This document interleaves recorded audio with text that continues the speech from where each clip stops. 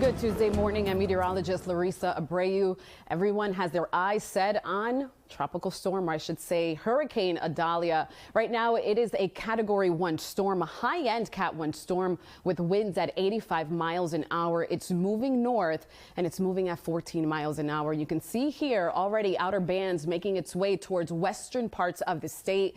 The good news for us is that we're not playing here as far as Miami is concerned, Broward is concerned, but you can see here much of the state of Florida under some kind of weather alert on this Tuesday morning. So let's go ahead and talk about who's seeing what. The blue that you see across much of the state is a tropical storm warning, and that includes just north of the Naples area. Now let's go ahead and talk about the yellows, because this extends even into South Carolina.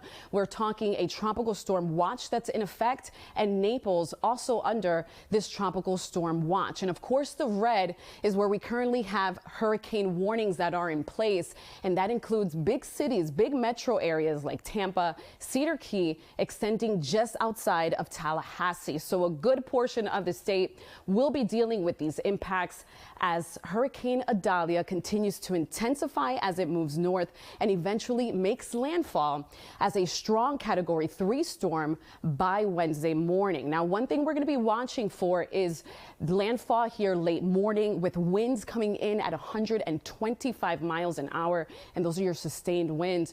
You can see here the storm is going to quickly move out. It is moving quickly, which is good news, but it's going to hug the coast. And as it does, it will weaken and then eventually kind of move right back out towards sea. So we're going to be watching that closely. But right now, all impacts will be across the state of Florida. And then eventually those impacts will be felt as far north as North Carolina. Here's a look at rain, because this is very impressive. Again, Miami, impacts for us are not going to be felt too much. We're just dealing with wind. We're dealing with rain. But you can see these brighter colors. Anytime you see the oranges and the reds, that's always an indication of heavy rain.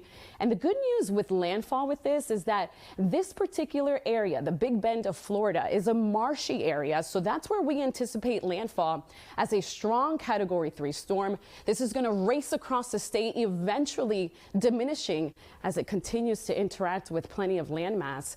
But this is going to make landfall, as we just mentioned, Wednesday morning. And we're thinking late morning is when this storm will eventually strike Florida and continue to bring huge impacts across the Sunshine State. We're also tracking the potential for storm surge. In fact, the pinks and the reds that you see behind me, this is where storm surge watches and warnings are in effect. And this is going to be the primary concern. Forget the wind, forget the rain, is the storm surge. So what is storm surge? It's basically when the winds of a hurricane shove the ocean water onto land, and these areas are absolutely vulnerable as they're low-lying, and so any of that additional water on top of rain is going to create the threat for flooding. How much storm surge are we talking? This is significant. Notice the numbers. We're talking 8 to 12 feet in some spots. So that is about a foot of rain, a foot of water on top of that rainwater in those purple locations that you see. We travel south, where Tampa, you're going to see anywhere between 4 to 7 feet of storm surge. And then, of course, that number begins to come down as we get closer to South Florida, as this storm, the core of it, stays well to our west. So we'll be watching that as we continue here. We're going to have another update for you at 2 o'clock. Please join us then. For now, stay up to date and stay safe out there.